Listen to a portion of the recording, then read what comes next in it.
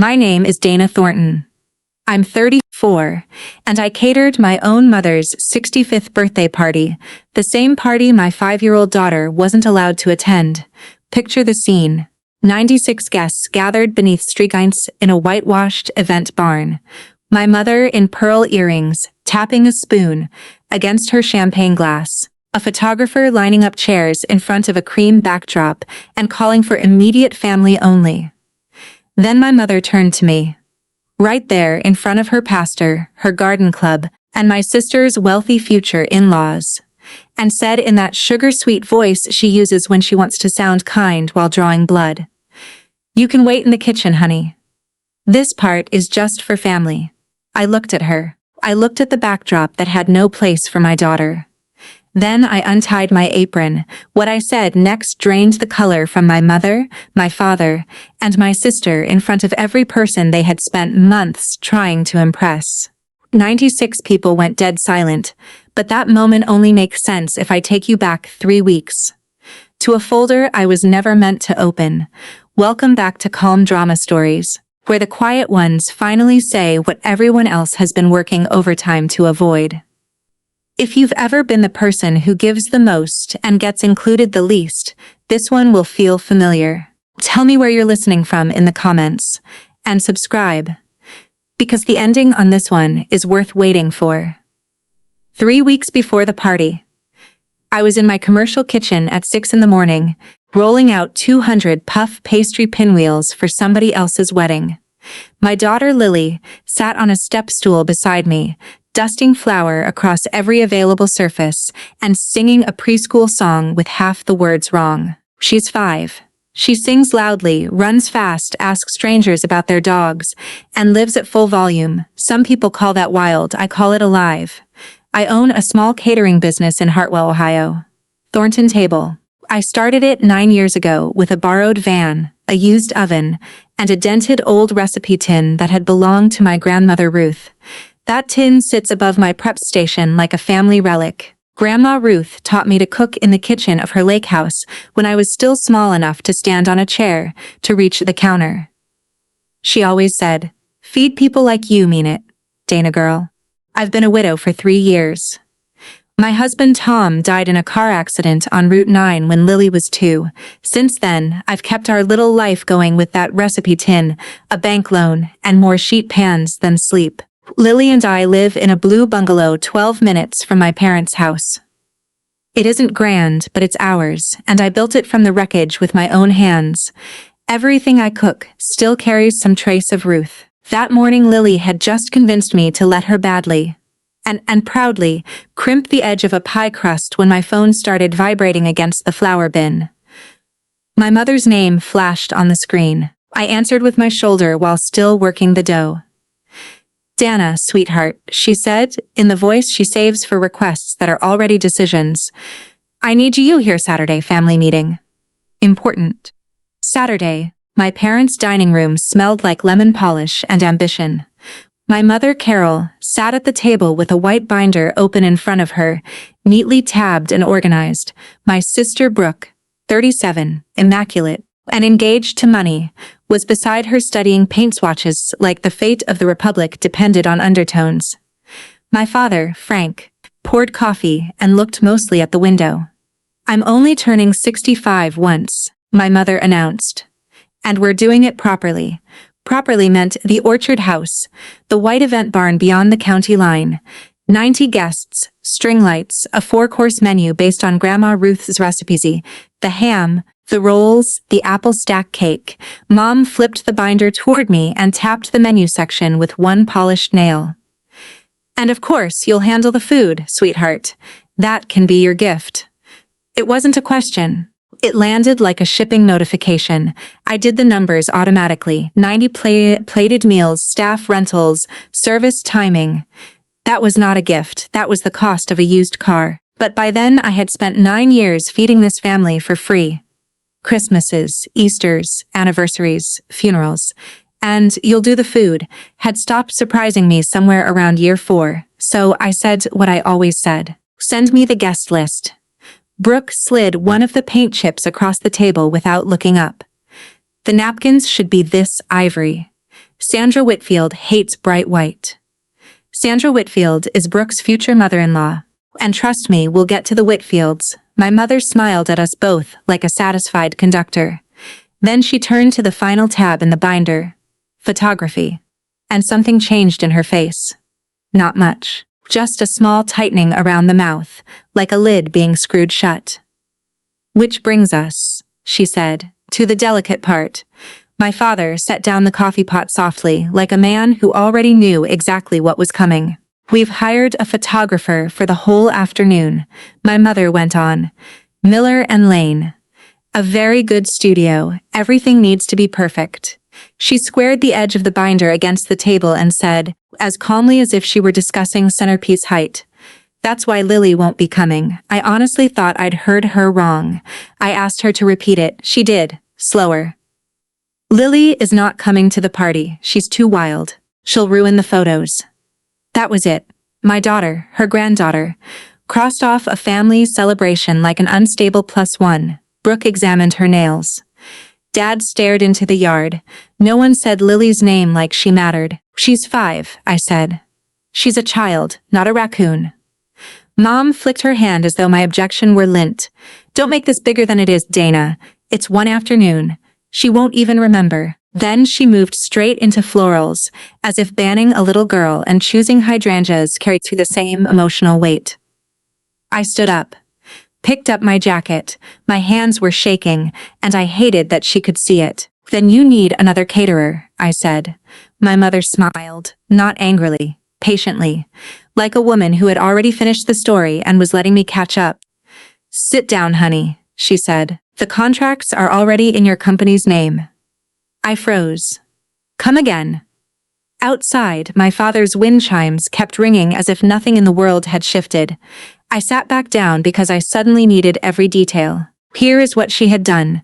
2 months earlier, my mother had booked the orchard house, the florist, and the rental company using Thornton Table, my business, as the client of record.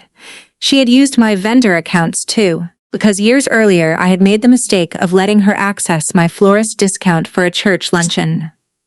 They gave us the vendor rate, she said, openly pleased with herself. Isn't that clever? Clever. If I canceled, the penalties hit me. My business, my name, my reputation. In a town like Hartwell, backing out 8 weeks before the biggest Saturday in June would stain me with every vendor in the county. My reputation isn't vanity, it's payroll. She knew that. She had known it when she filled out every form. I drove home, gripping the steering wheel so hard my hands hurt. By the time I pulled into my driveway, I had already made the first decision that mattered. Lily was done. Not done with the party. Done being placed in front of my mother to be evaluated. I was not going to beg for mercy. I was not going to coach my daughter into earning her way into a room full of adults. Whatever happened on Saturday, Lily would spend it somewhere she was wanted. That part was settled. Everything else was still open. That night, I called the orchard house and got the confirmation I expected. Cheerful event coordinator, smooth voice. No idea she was reading out a crime scene. Yes, Thornton Table Catering was listed as client of record. Yes, the deposit had been charged in April. Yes, it had been paid using my business card number, the same one my mother had once borrowed for a quick vendor hold. I thanked her, hung up, and stood in my kitchen, listening to the refrigerator hum. But what kept sticking in my mind wasn't only the money. It was the photography, a full afternoon, a photographer good enough for my mother to brag about.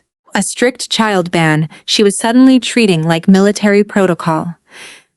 Since when did she care that much about pictures? To explain why that question bothered me, I need to tell you what the previous 9 years looked like. When Grandma Ruth got too tired to host, the cooking passed to me the same way her recipe tin did, quietly, then completely. I catered my parents' anniversary dinners, Brooke's graduation, every Thanksgiving, every Christmas Eve, every Easter.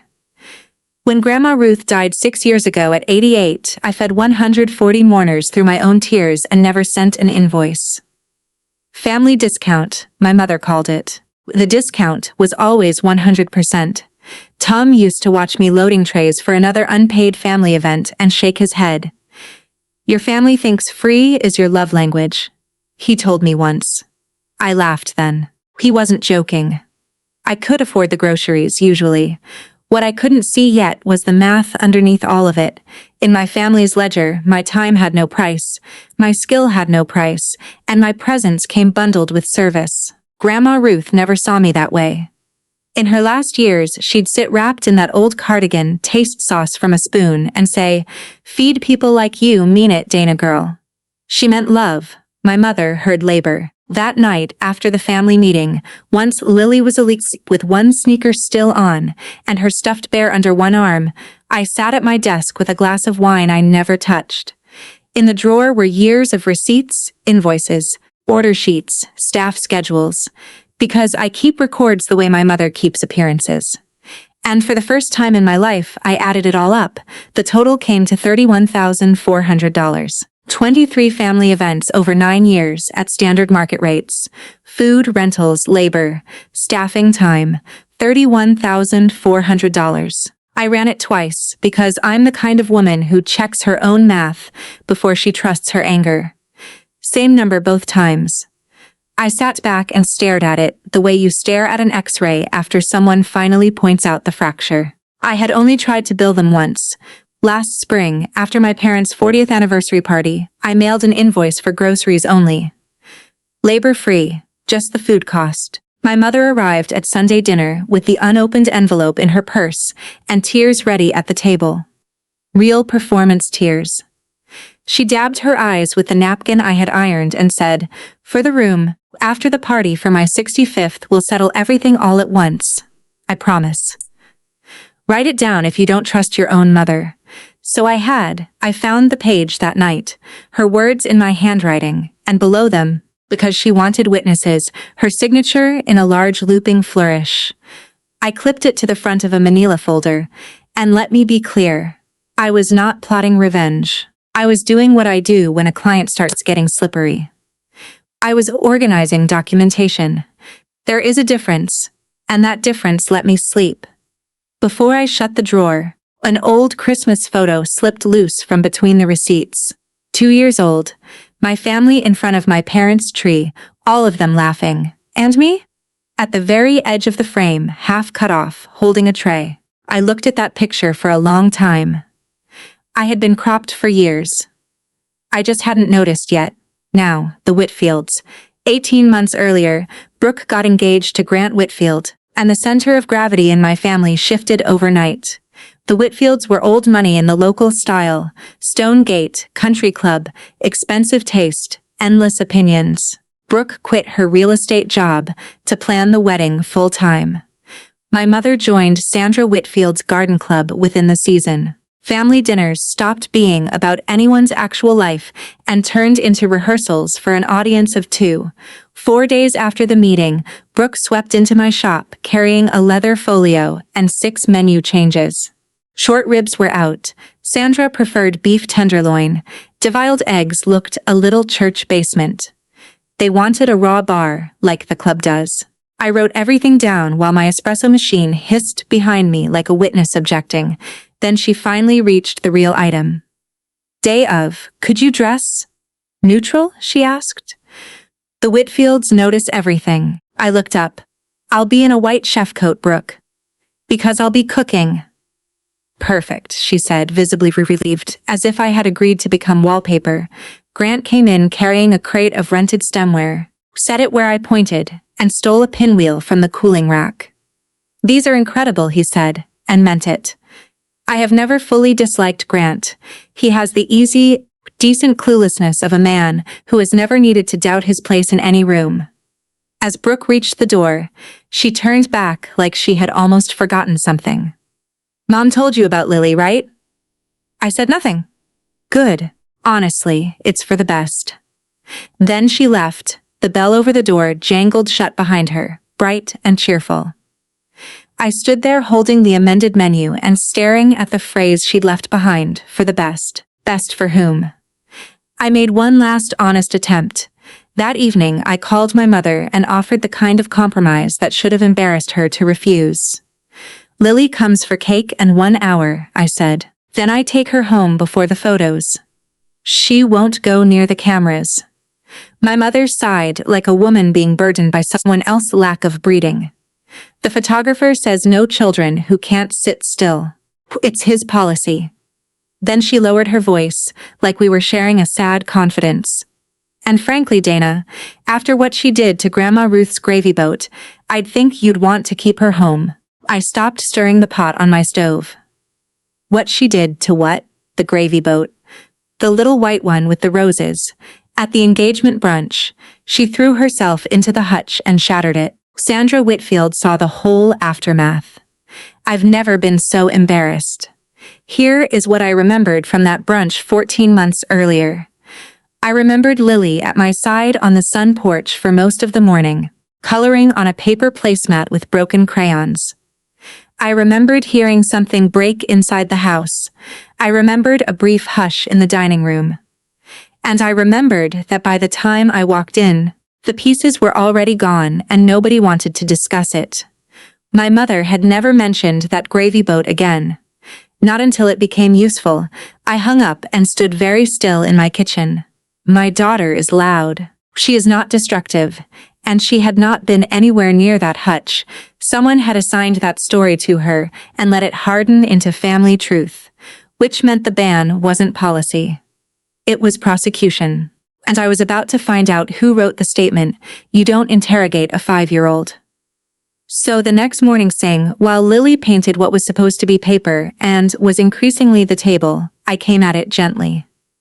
"Hey, Bug, do you remember Grandma's little white gravy boat? The one with the flowers?" She didn't even look up. Aunt Brooke said, "Don't touch," she said. So I colored. Where? On the porch with Miss Dot, we counted ladybugs. 14. She held up painty fingers like documentary evidence. Children tell the truth in crumbs if you know how to listen. Miss Dot was Dot Hensley. 86, sharp-eyed, Ruth's best friend for 6 decades. And very much present at that brunch. One witness at a time. That's how I do things. I called my Aunt Elaine first, my father's younger sister, 64, and the only person in our family who tells the truth at speaking volume. She remembered the brunch clearly enough.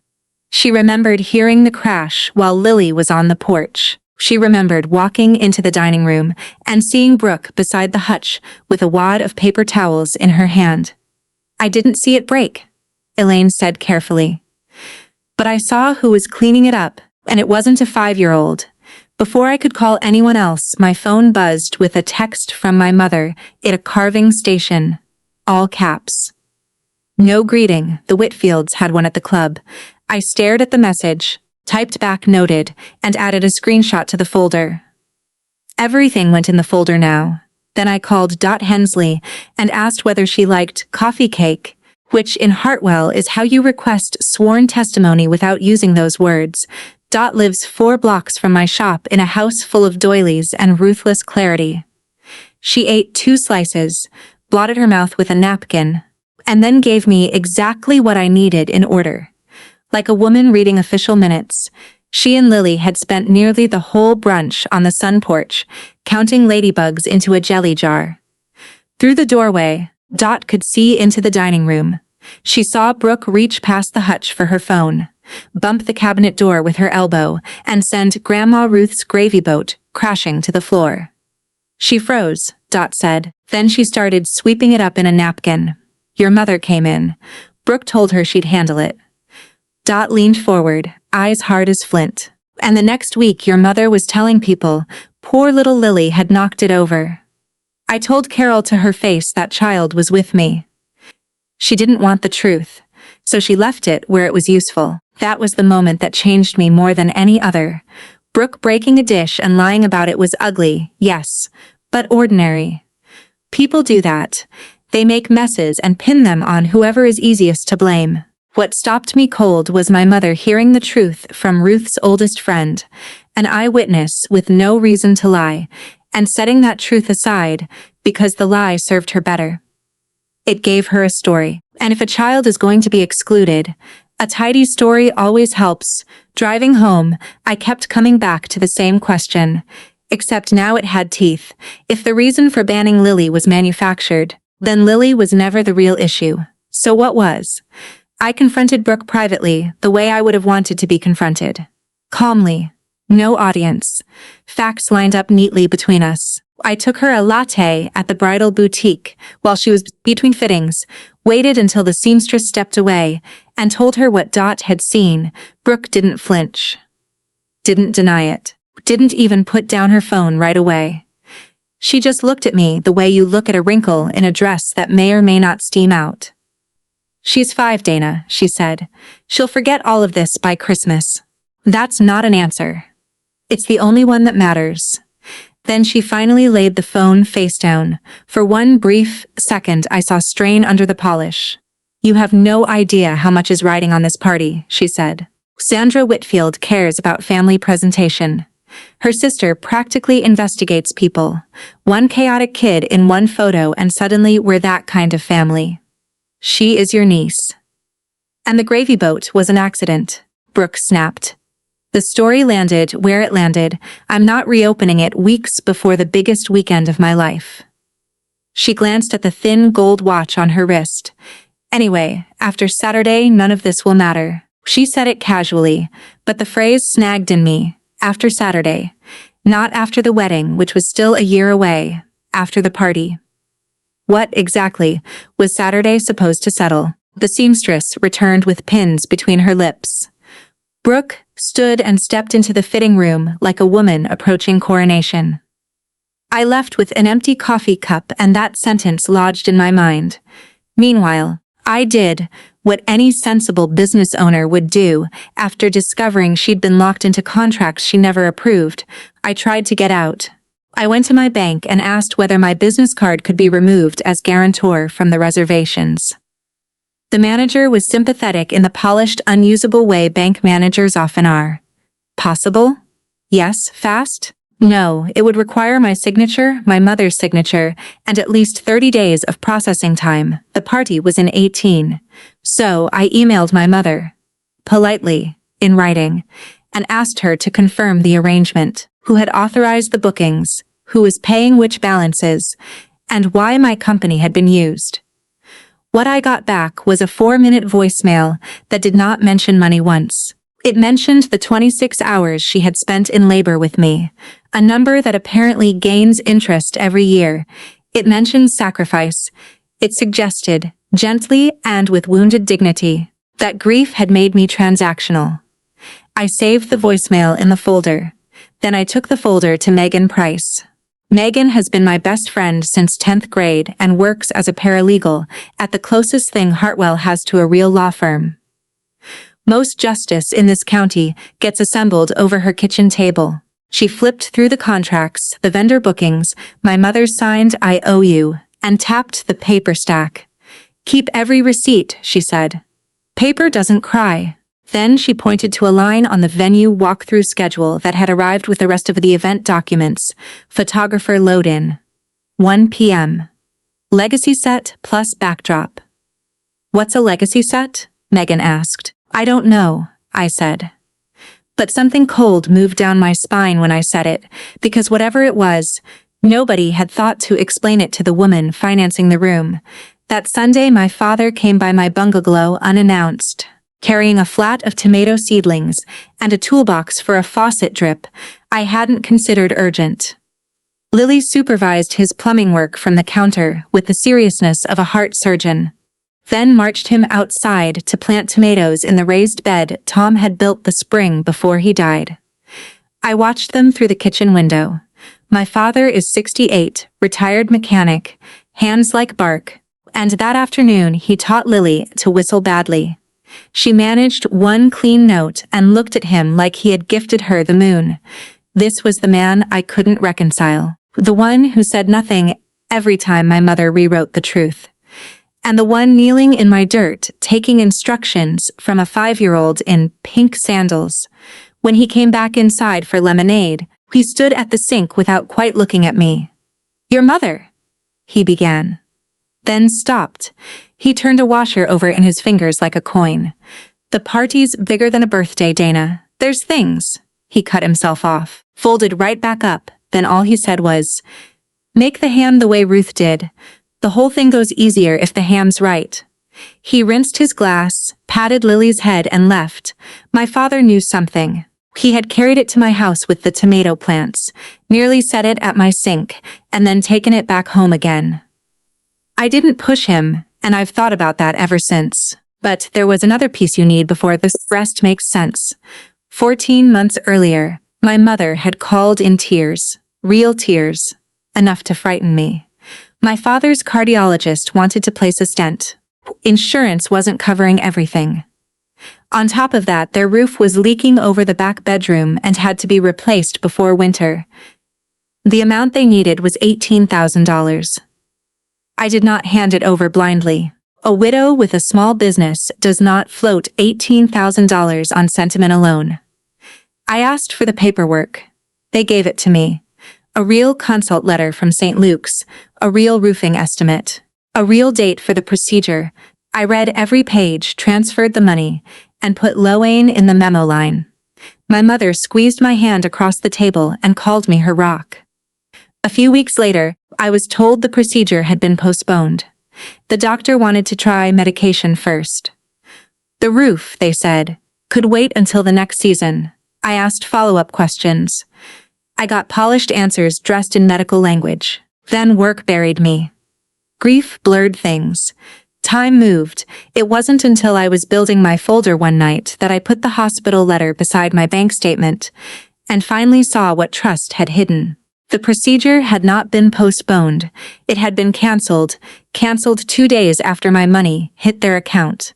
My money had walked out of that emergency and gone somewhere else. Meanwhile, the party kept expanding. 90 guests became 96. The carving station became a carving station plus raw bar. My mother started approving hors d'oeuvres over video call, pushing her phone so close to the trays, I felt like I was catering to one floating eyeglass lens. 17 days out, I finally said the number aloud. "Mom, this menu is $11,000 at cost before staff." There was a pause. Then my mother laughed lightly and said the sentence I can still hear in perfect detail. "You're the caterer, honey, not the guest of honor. Caterers manage." I looked out at the van with Grandma Ruth's recipe logo on the side and heard my own voice come back, calm and level. "Yes, we do." She mistook that for agreement. It wasn't. It was the sound of a lock deciding. We caterers do manage. We manage schedules, breakage, impossible requests. People who assume service means obedience. We also keep records. We know what things cost, including the things nobody else thinks count.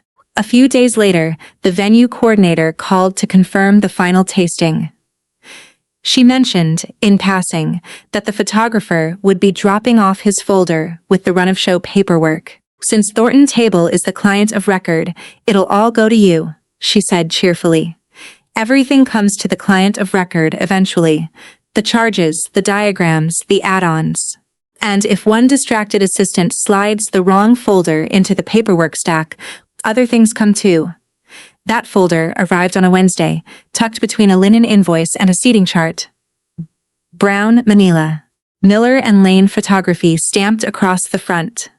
My business name on the delivery, so I opened it. On top sat the event timeline. Underneath was a laminated page with a bold title. Thornton Family Legacy Session, booked by B. Thornton 14 numbered photo frames. I read them standing at my prep counter with herb stems still on my hands. Fort 1. Carol and Frank on porch swing. 3. Carol. Frank, Brooke, and Grant in Orchard Row. Frame 6. 3 generations. Carol, Brooke, and Grant's nieces borrowed for the shot. Golden hour portraits. A framed 24 by 36 heirloom print for above the mantel. I read the list once. Then again, 14 photographs of my family. Neither Lily nor I appeared in a single one. Not in the big group shot, not in the 3 generations frame, not anywhere. And then I saw the note at the bottom in pencil. Per B no D plus L, per Brooke, Dana, no Lily. I set the page down beside 200 cooling pinwheels and understood the entire month at once. She's too wild, she'll ruin the photos. No, there were never going to be photos of her. There were never going to be photos of me either. This wasn't about behavior. It was editing. Someone had redesigned the family tree for the camera and cut off my whole branch with 2 initials and a pencil mark. The party was a set. And the real question was no longer about photographs. What exactly had Saturday been built to accomplish? If you've ever paid for something and then discovered your own name missing from it, a house, a will, a guest list, a family photo, then you know the feeling that hit me in that kitchen. If that's happened to you, say so in the comments. And if you're new here, subscribe, because the folder was only the first thing I wasn't supposed to see. What I found next at the county records office is the part my family still wishes had stayed buried. I did not call my mother. I did not scream. I did not post vague quotes online. I copied every page, returned the originals to the folder exactly where I had found them, and slid it back into the venue paperwork. The first rule of staying calm is making your evidence boring. Then I called Aunt Elaine and asked one plain question. Is Saturday really about Mom's birthday? There was a long silence on her end, long enough for me to hear a hymn program playing in the background. When she finally spoke, her voice had dropped into the register reserved for funerals and truth. That party isn't about her birthday, sweetheart. Another pause. Come by after church. Some things aren't mine to tell over the phone. I said I'd bring coffee cake, and we both pretended that was why I was coming. That night I stood in Lily's doorway while she slept diagonally across the bed, one arm flung out like she was hailing a cab in her dreams. 5 years old, too wild for a photo, according to people who had never watched her fall asleep when holding a jelly jar because Miss Dot told her ladybugs bring luck. Standing there, I felt the shape of what I was going to do begin to settle inside me. No screaming matches on front lawns, no dramatic conference calls. I would handle this the way I handle everything else. Quietly, methodically, with receipts. But first, I needed the part Elaine wouldn't say over the phone. Before church coffee with Elaine, though, I had business at Miller and Lane. As the caterer, I needed backdrop dimensions so my staff wouldn't push a dessert cart through the middle of golden hour portraits. That is an entirely legitimate reason, by the way. Cakes and photographers do not mix by accident. The studio smelled like fresh carpet. While the receptionist pulled the floor plan, I made the kind of harmless small talk that keeps towns like Hartwell running. She cheerfully confirmed that the legacy session was their premium package. 3 hours, 2 photographers, heirloom print included, $3,000, booked in February, deposit paid by check. The Thorntons on Maple Street, she said warmly. Lovely family. February, 10 months after my $18,000 emergency loan. I kept smiling, thanked her for the backdrop notes, and left. In the parking lot, I wrote the date in my folder and sat behind the steering wheel, doing the arithmetic. My family seemed determined to turn into my side hustle. Then my phone rang. Brooke? She wanted the cake changed. 3 tiers were out. Sandra thought tiers looked prom. It now needed to be a naked cake with fresh flowers. Could I manage that? I watched the studio door in my rearview mirror and said, "Of course, I can manage that." She hung up without thanking me.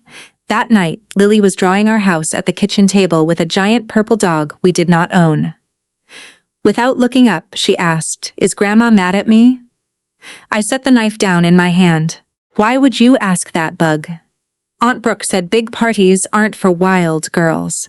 She said it evenly, like she was repeating weather. No drama, no tears, just information that had already found a place in her little body. I came around the table and crouched down until we were eye to eye.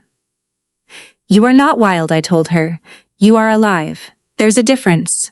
And people who can't tell the difference don't get to decide who you are." She considered that seriously. "Miss Dot says I'm a firecracker."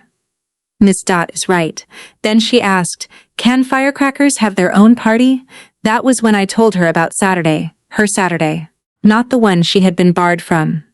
The one I was creating instead, sprinklers in the backyard, mud officially allowed. 3 preschool friends, Aunt Elaine bringing hot dogs and ice cream for lunch with no vegetables at all. Her eyes went huge. She abandoned the purple dog immediately. Is it my birthday? Nope. It's a just because party. Because why? Because I was done letting people measure my daughter against their convenience. Because she'll ruin the photos is a confession about them. Not her, because nobody who grades a child gets to host her heart.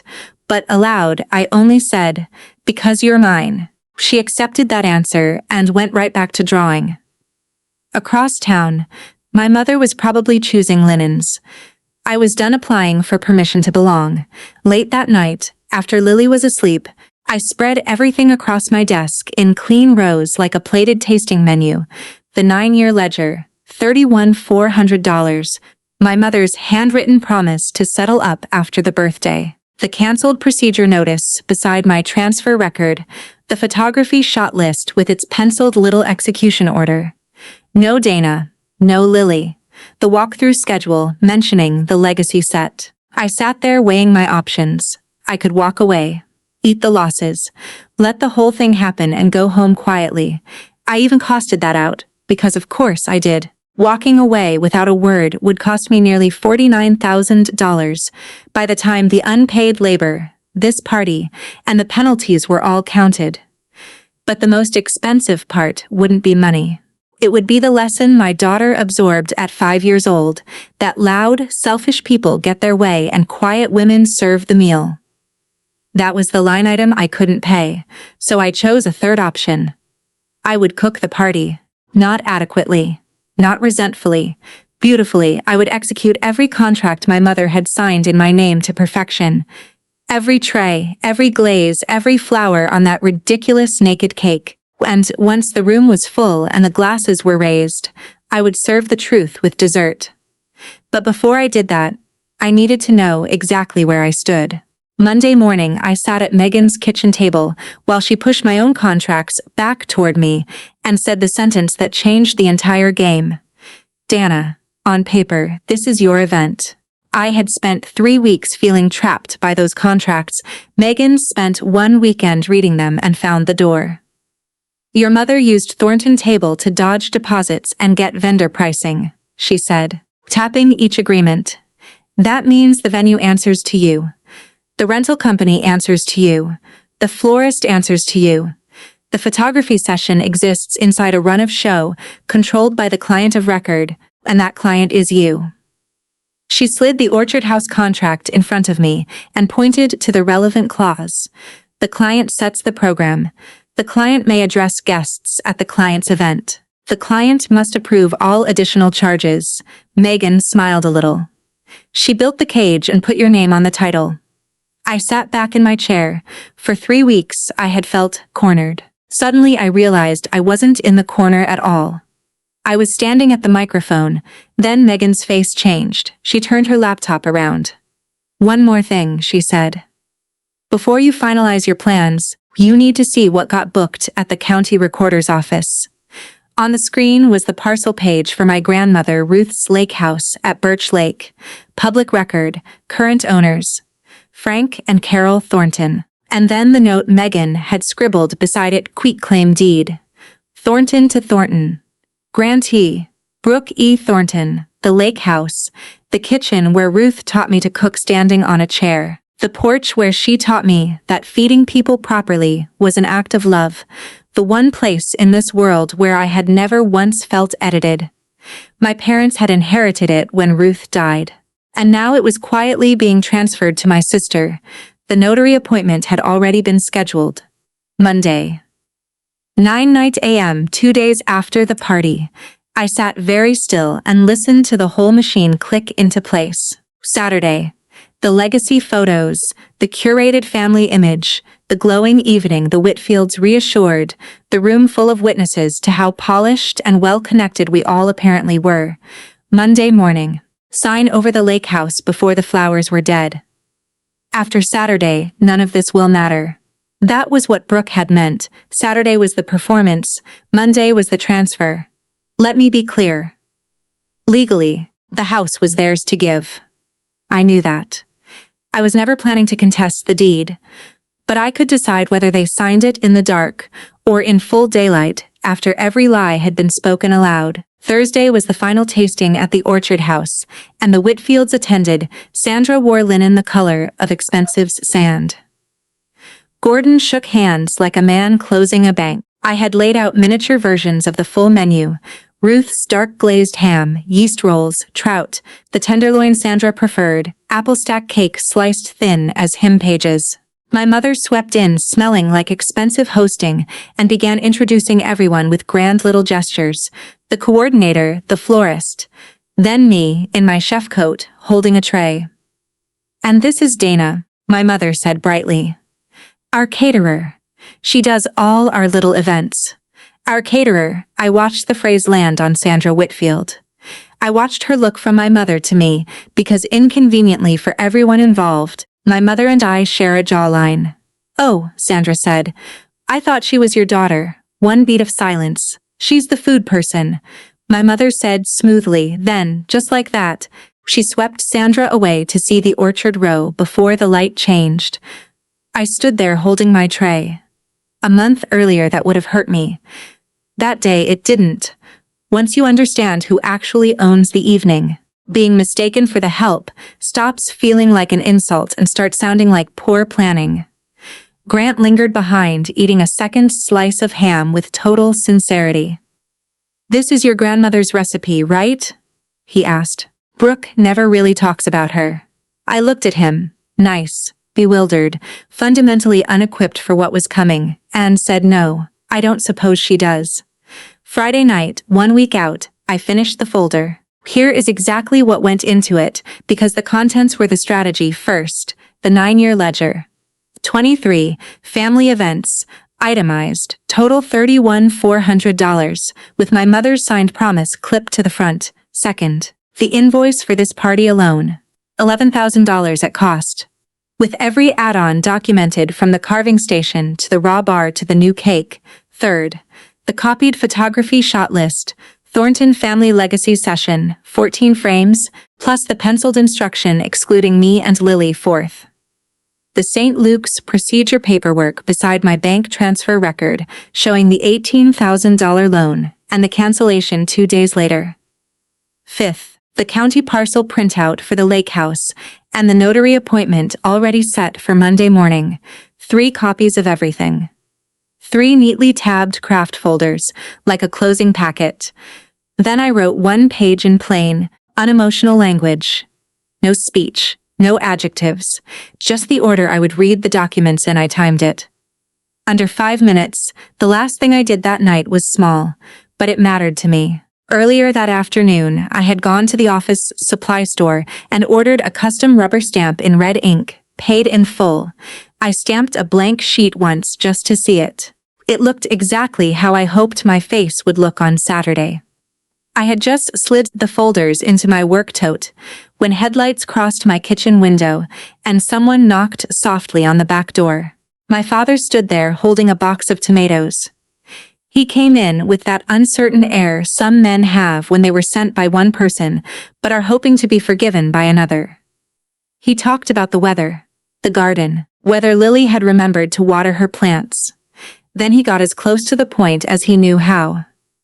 "Saturday," he said, turning his cap in his hands, "whatever you're feeling about your mother, and I know there's plenty, hold it till after, just till after."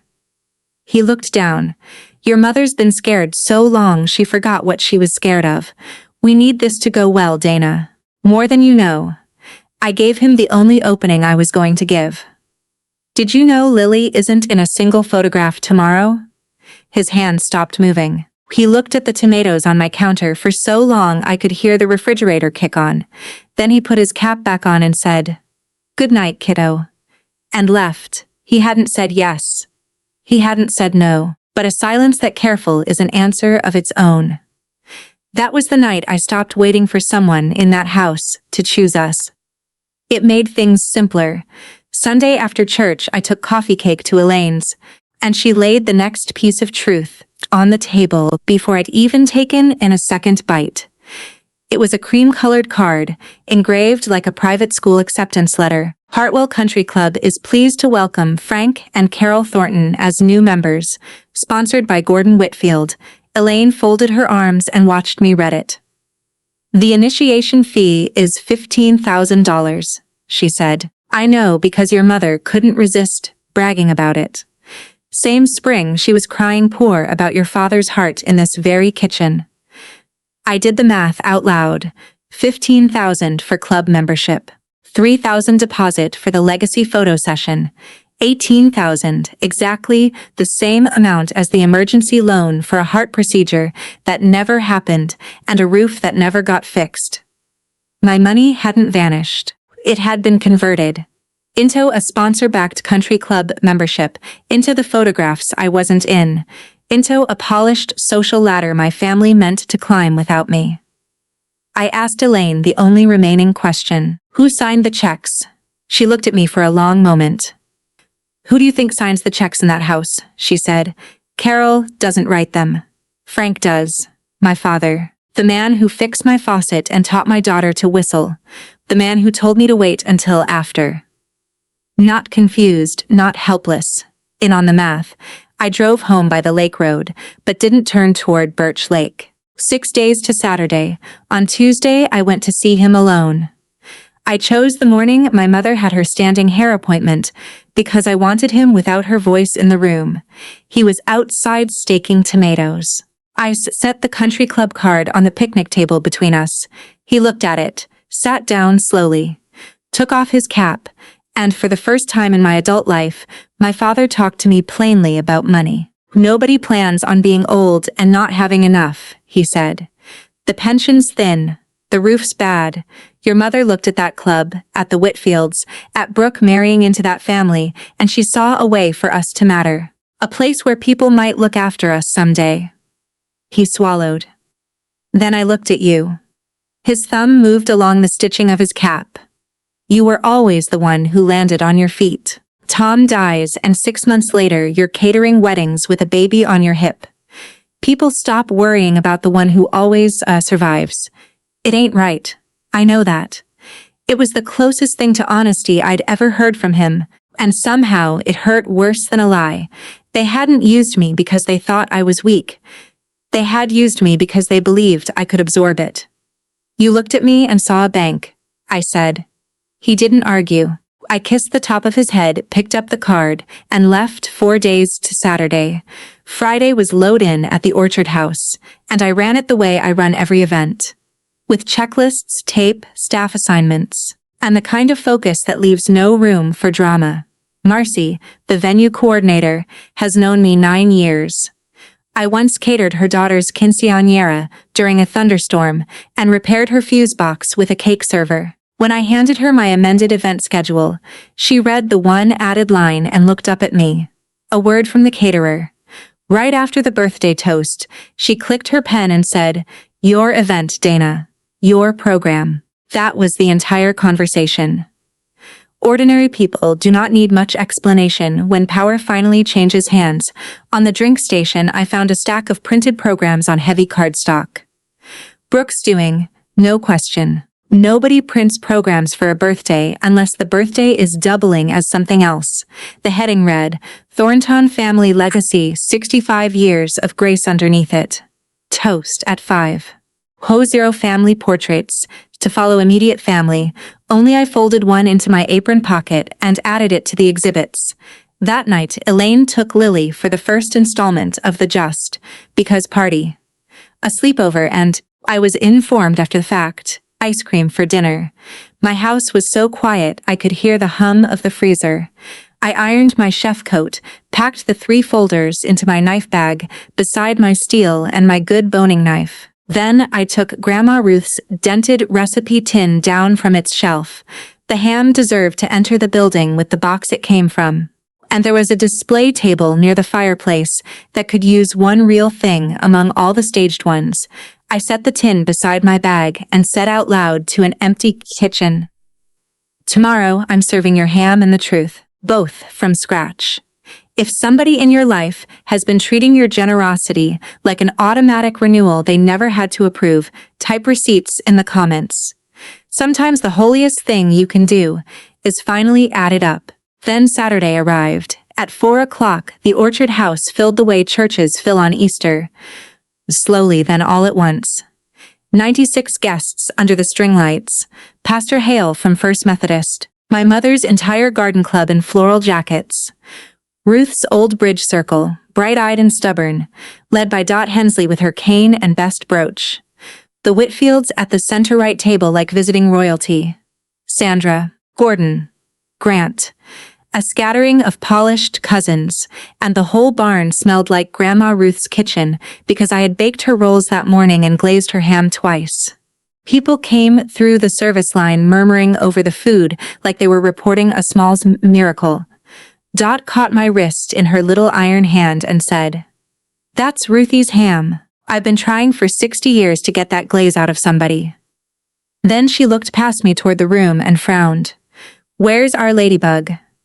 "Having her own party," I said. Dot looked at me one beat too long. She had heard something by the time salad plates were cleared. I could feel the question moving through Ruth's old friends table by table. No Lily at a family party?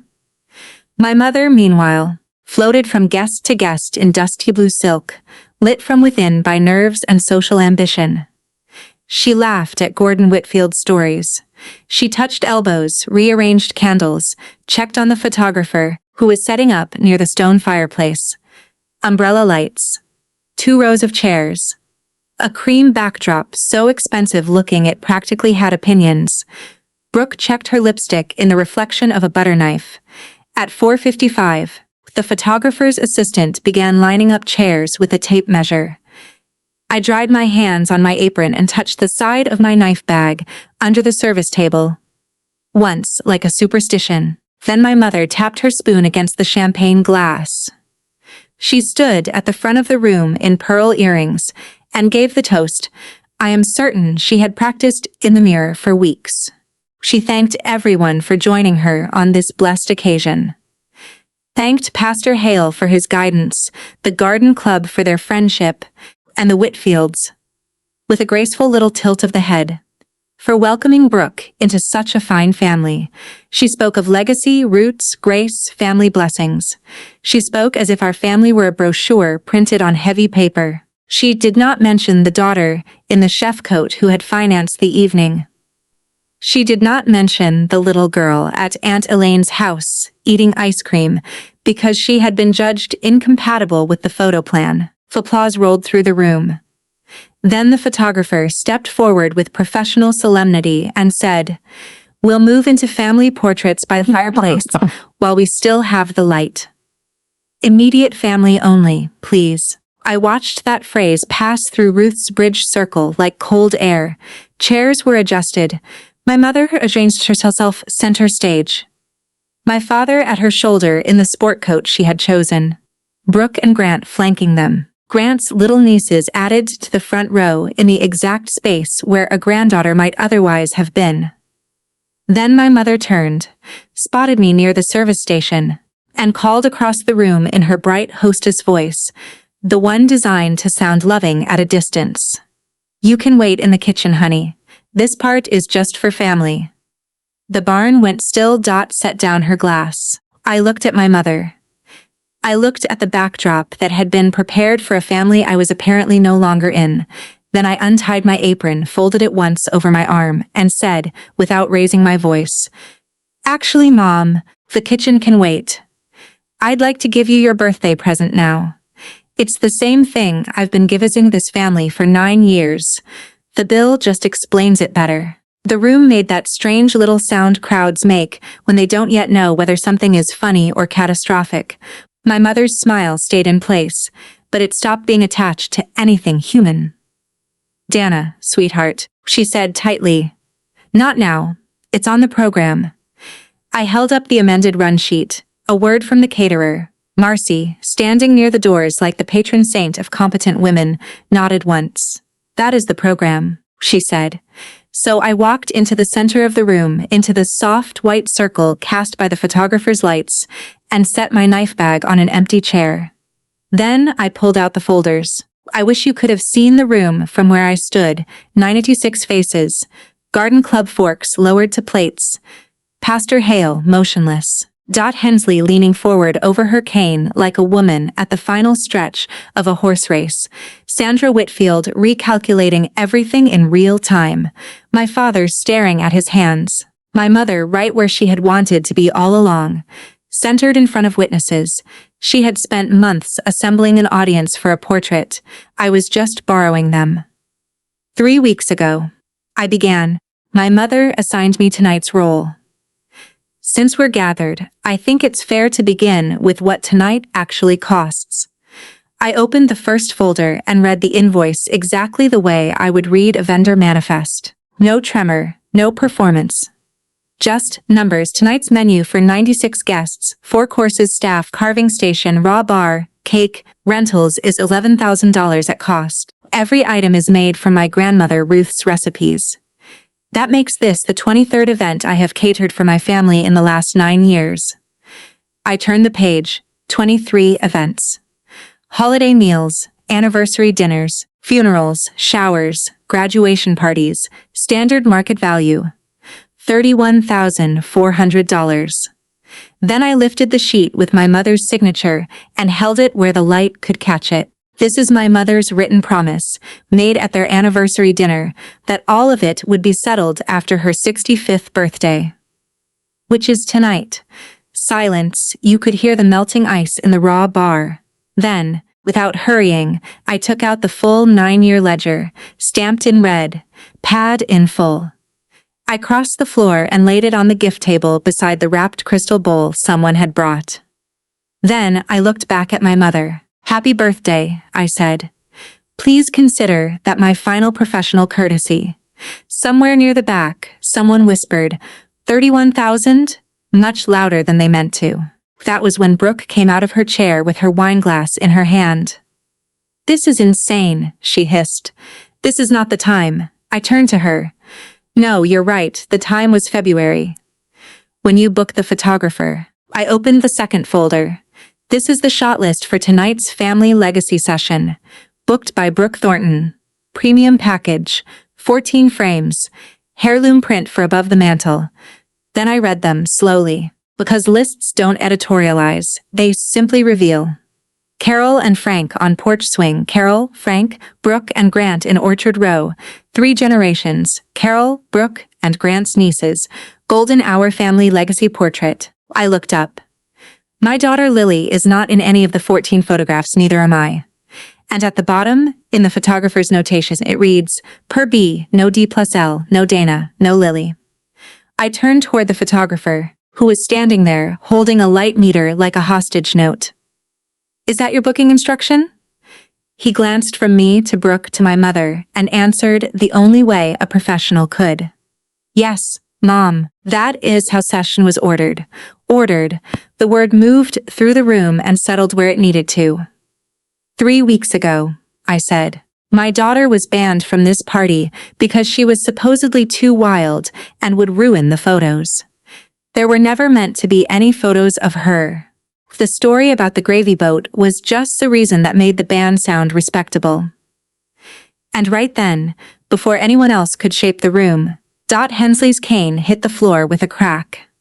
She stood. "That child never touched Ruth's gravy boat," said in a voice strong enough to close church bazaars. "Lily was on the porch, with me counting ladybugs. Brooke broke that dish, and I told Carol so myself." Every head in the barn turned toward my sister. Sandra Whitfield turned more slowly than the rest, and then I opened the third folder. "Now the money," I said. I laid the documents across the head table one by one, facing outward. 14 months ago, I loaned my parents $18,000 for a heart procedure at St. Luke's and for roof repairs. Here is the procedure letter I was shown. Here is my transfer record. Here is the cancellation notice dated 2 days later. I set down the last page. Not postponed, canceled. Then I placed the final 2 items beside it. Here is the photography balance sheet showing a $3,000 deposit paid in February by the Thorntons on Maple Street. And here is the Hartwell Country Club membership card welcoming Frank and Carol Thornton as new members. Initiation fee, $15,000. I let the room do the arithmetic along with me. 15 plus 3 equals 18. I thought I was paying for my father's heart. Instead, I paid for a country club membership and the backdrop behind this photograph. Nobody moved. Then, Gordon Whitfield rose from his chair, adjusted his jacket, and bent toward his wife. His voice was quiet, but the room had gone so silent it carried anyway. "We'll call the Thorntons on Monday." That was when the tide turned. The Whitfields gathering their things made a sound no hostess ever wants to hear. My mother broke, but not into truth, into performance, hands to her pearls, voice climbing toward the rafters. "After everything that has done for you," she cried, "after all our sacrifices, I am 65 years old. It is my birthday, and she comes here with folders." Folders! Of all the things she might have objected to, it was the paperwork. I let her keep going. That was the mercy and the strategy. The longer she performed, the longer everyone got to look directly at her. Then I turned to the only person whose answer mattered now. My father sat absolutely still at the head table, hands flat on the cloth, looking like a man who knew the exact cost of every item in the room. I asked quietly, because in a room that size quietness is the loudest thing there is. "Dad, did you know Lily wasn't in a single photograph?" He stared at his hands. The umbrella light buzzed softly, and then he raised his head and looked at me. Not at my mother, at me. And he said, "We needed this to go well, Dana." That was all. No denial. No surprise. Just that one sentence. It answered the checks, the country club, the silence at my sink, all of it. My mother went pale the theatrical way. Brooke went pale the furious way. My father went pale like a decent man finally trapped in his own one unforgivable compromise. I nodded once. "Now I know," I said. Then my mother found a second wind and aimed it directly at me. "You have always been jealous of your sister," she snapped. "Always. You couldn't stand seeing Brooke make something of herself. And ever since Tom died, you've been bitter, Dana. Bitter and hard. This is grief talking. She needs help." Pastor Hale stood up, crossed the distance, and put one hand gently on her shoulder. "That's enough, Carol." He said it softly. It landed like a bell. The garden club studied their centerpieces. 2 women from Ruth's Bridge Circle were holding hands openly now, and I did not rise to any of it because that was the trap.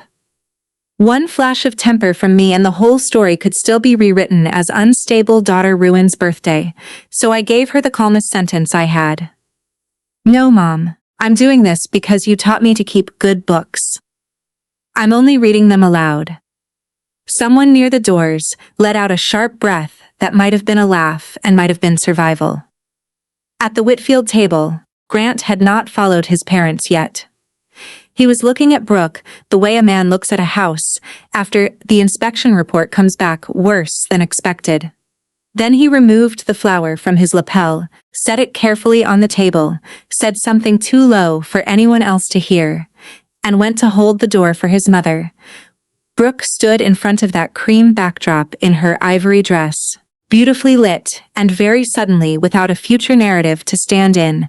No one wanted the family photo anymore. They only wanted the truth. I picked up my apron and spoke to the room one last time, in the same tone I used to announce dinner service. "Please stay. Enjoy the food." Every dish tonight came from Grandma Ruth's recipe box. She fed people like she meant it. That part of this family is still free. Then I turned to my parents and lowered my voice, though by then privacy was obviously over. "Monday at 9, you can sign whatever you intend to sign. The lake house is yours to give. I will not contest it." I looked directly at my mother. "But Lily and I are not props you get to cut out when the picture looks cleaner without us, and invite back when you need warmth. As of tonight, Thornton Table's family account is closed. Permanently. If you need a caterer, hire one. If you want a daughter, that price was one phone call, one canceled appointment, and one truth told to a little girl. You decided not to pay it." My mother said nothing, and her silence was as binding as any signature. Then I did the part I had promised myself I would not soften. I took my house key off my ring. The spare I had given my father years before so he could let himself in, fix what I hadn't asked, fixed, and vegetables on my counter. I set it beside his coffee cup. Sundays are over, Dad, I said. She asks about you. I'll tell her you love her because that part is true. It's just not enough. He stared at the key like it was a folded flag. Finally, I lifted Grandma Ruth's recipe tin from the display table and tucked it under my arm. This comes home with us. I folded my apron and laid it beside the stamped ledger on the gift table. The uniform and the bill, side by side. Then I walked toward the barn doors. I did not hurry. I did not look back.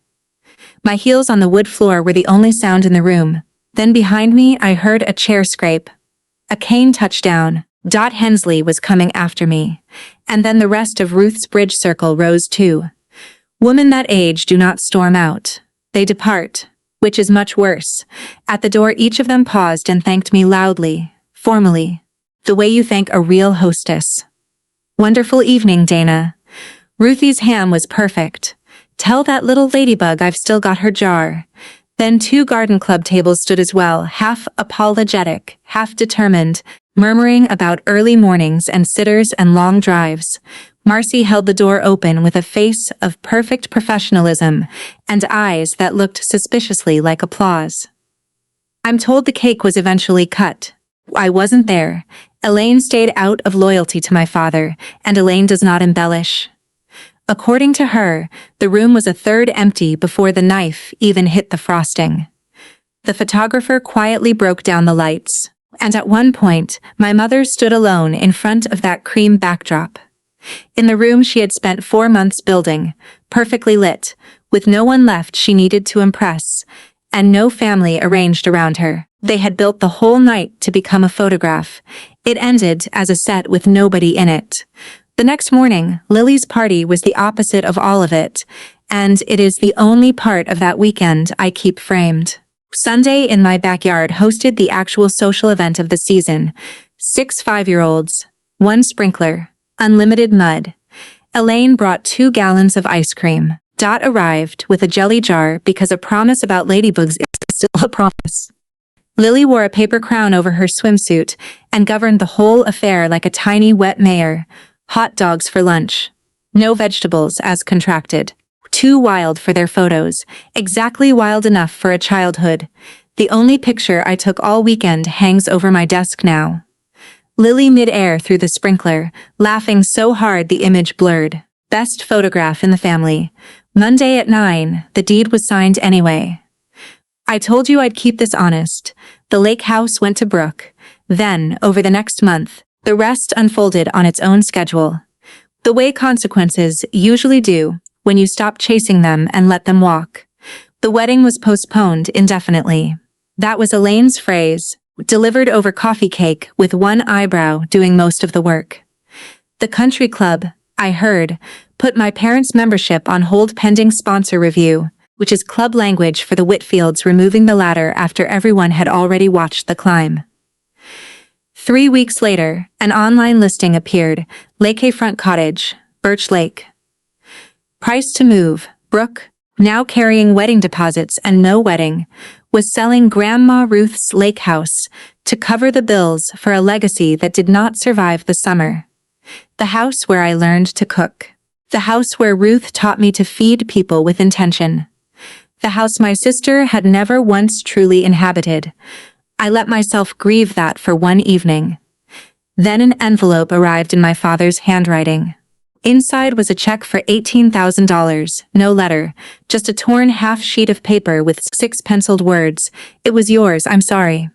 I knew. Elaine later told me he sold the old pickup he had been restoring since before I was born. I deposited the check into Lily's college fund that same afternoon. I did not call him. He did not call me. Some accounts you settle.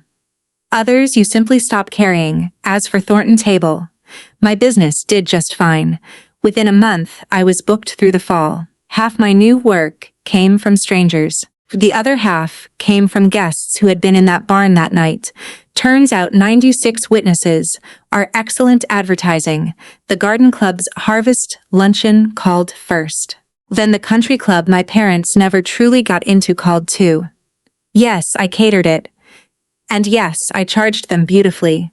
People kept requesting one thing by name, the ham that made the garden club cry. Grandma Ruth got top billing again. For a while my mother left voicemails every week. Then every month. Eventually not at all.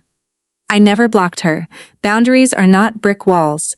They are doors with locks that finally work. In December, a Christmas card arrived addressed to both of us in my mother's careful handwriting, Dana and Lily. Inside, only one line. Christmas Eve. Just us. No cameras. I've read it a dozen times. I still haven't answered. It stays on the refrigerator under a magnet, Lily, made out of popsicle sticks and glitter. Some mornings I look at it and think about the price I named that night. One phone call. One canceled appointment. One truth told to a little girl's face. A small price. Really. Too high for them anyway. And that is the most honest ending I can give you, because this is what I know now. And you're welcome to stitch it on a pillow, if you need it the way I needed it. People who love you make room for you in the picture. And when a child is declared too wild for somebody's photograph, that usually means she is the only real thing in the room. That's the story. 9 years of free tables. 14 frames. Not one space for us. One red stamp that said paid in full. If this sounds like a bill you've been carrying for too long, set it down this week. You're allowed. And if you know a mother who has been treated like hired help at her own family's table, send this to her. Leave a comment. Subscribe. I'll see you in the next one.